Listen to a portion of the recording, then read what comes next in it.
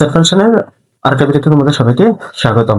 যারা 9 বা 10 আছে তারা সবার জন্য খুবই গুরুত্বপূর্ণ একটা ম্যাথ, সেটা হচ্ছে বিপরীত ফাংশন কিভাবে নির্ণয় করতে হয়। কারণ আমাদের এমসিকিউ হোক অথবা তোমাদের সিকিউতে আসুক, সেট ফাংশনে এই অধ্যায়টাতে দুটো প্রশ্ন আসে। বিপরীত ফাংশন প্রায় বেশিরভাগই আসে। এর মধ্যে প্রশ্ন আসে সেটা হচ্ছে একটা বিপরীত ফাংশন নির্ণয় করে এক ফাংশন নির্ণয় করে সার্বিক ফাংশন নির্ণয় করা। আমরা গত ভিডিওতে দেখেছিলাম কিভাবে এক ফাংশন নির্ণয় করতে হয়। তো যারা আমার গত ভিডিওটি দেখো নাই তারা আমাদের আই বাটনে ক্লিক করলে এখানে আমাদের গত ভিডিও লিঙ্ক দেওয়া থাকবে। সেখান থেকে আমাদের প্লে লিস্টটা দেওয়া আছে, সেখান থেকে তুমি আমাদের গত ভিডিওর এক ফাংশন কিভাবে নির্ণয় করতে সেটা দেখবো। তাহলে এখন আসবো আমরা কিভাবে বিপরীত ফাংশন নির্ণয় করে। তাহলে এই যে ফাংশনটা দেওয়া আছে সেই ফাংশনটা আমাদের একটা বিপরীত ফাংশন নির্ণয় করতে হবে। আর বিপরীত ফাংশন নির্ণয় করতে হলে এই নিয়মটা যদি তুমি করো তাহলে আর কখনো কোনোদিন তোমার বিপরীত ফাংশন নির্ণয় ভুল হবে না। তাহলে এখন আমরা প্রথম বিপরীত ফাংশন লেখার জন্য যে ফাংশনটা থাকবে সেই ফাংশনটাকে আমাদের কি বের করতে বলছে? বিপরীত ফাংশন। বিপরীত ফাংশন মানে কি? এটা দেওয়া থাকবে, তুমি মানে বের করতে বলছে যে f ইনভার্স x অথবা f ইনভার্স, এই দুই ভাবে থেকে যে কোনো একভাবে তোমার লেখা থাকতে পারে। যেটাই থাকুক সেটাই x লেখা থাকতে পারে বা x নাও লেখা থাকতে পারে।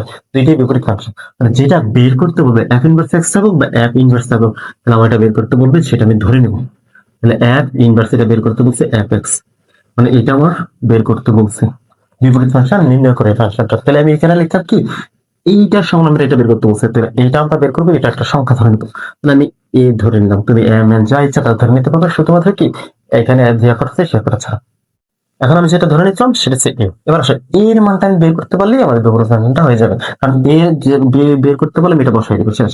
এবার আসো, আমাদের সমীকরণের নিয়মটা হচ্ছে যদি এক পাশে প্লাস থাকে এক পাশে মাইনাস, এক পাশে গুণ থাকলে এক পাশে ভাগ। এই যে বিপরীত ফাংশন, এই ফাংশনটা আসলে হচ্ছে কি ভাগ আকার আছে, তাহলে এই পাশে গেলে গুণ আকার হয়ে যাবে।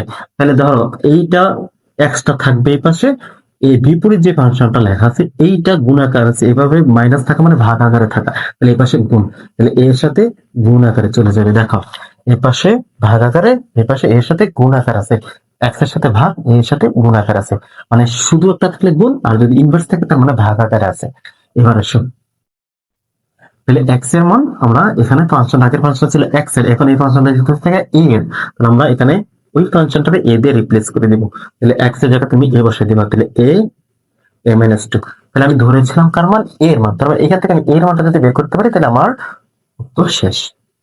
এবার আর গুণ করবো, আর গুণ করছে উপরটা নিচেরটা, তাহলে এই পাশের উপর এই পাশে নিচে গুণ করলে এক দুই এটা দিয়ে গুণ করি ax minus 2x equal to, আর এ এখানে নিচে আছে মান হলো 1, তাহলে 1 দিয়ে এরকম করলে এ এর মান যেটা বের করবো এই সবগুলো এক পাশে নিয়ে আসবো, ax এটা এই পাশে আনলে মাইনাস এর, এই পাশে 2x এই পাশে গেলে প্লাস 2x। এখান থেকে কি কমন নিবা? ধরুন থেকে আছে এ কমন নিবা, এ কমন লিখলে তাহলে x আর মাইনাস এখান থেকে কমন করলে চলে যাবে 1, তাহলে থাকলো কিছু 2x। এবার দেখো তুমি এ এর মানটা দরকার, এই মানটা এই পাশে রেখে দিবা, দেখলাম ইকুয়াল টু ওই পাশে থাকলো 2x, নিচে থাকলো x মাইনাস 1। এখন দেখো এ এর মান পাইছি, ওকে এবার এর মানটা বসাই দাও। তাহলে সুতরাং এর মান কি পেয়েছিলাম?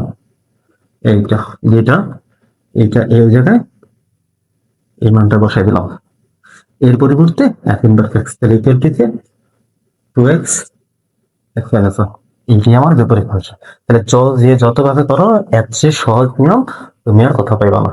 এবার দেখো এই ফাংশনে যদি কারো বিপরীত ফাংশন নির্ণয় করাতে কোনো সমস্যা থাকে তোমাকে কমেন্টস করে জানিয়ে দিও। তাহলে আর বাকি যারা আছে যদি বুঝে থাকো তাও কমেন্টস করে জানিয়ে দাও যে হ্যাঁ ভাই আমি তো বুঝছি। তাহলে এই যে আমাদের বিপরীত ফাংশন নির্ণয়, যত বিপরীত ফাংশন আছে যেভাবে আসুক তুমি এইভাবে করে, যদি যেখানে তুমি ধরার মধ্যে তুমি যে কোনো সংখ্যা ধরতে পারো সেখানে ধরে এসে এটা বের করতে পারলে সেটাই আমার আনসার, সেটাই বিপরীত ফাংশন। তাহলে ধন্যবাদ ভিডিওটি সবাইকে দেখার জন্য, এবং যারা ইউটিউবে দেখবা তাদের ভিডিওটা আমার চ্যানেলে, আমাদের RS1 ইজি লার্নিং এর চ্যানেলটা সাবস্ক্রাইব করে পাশে থাকা বেল আইকনটা অন করে দিও পরবর্তী ভিডিও নোটিফিকেশন সবাইকে পাওয়ার জন্য।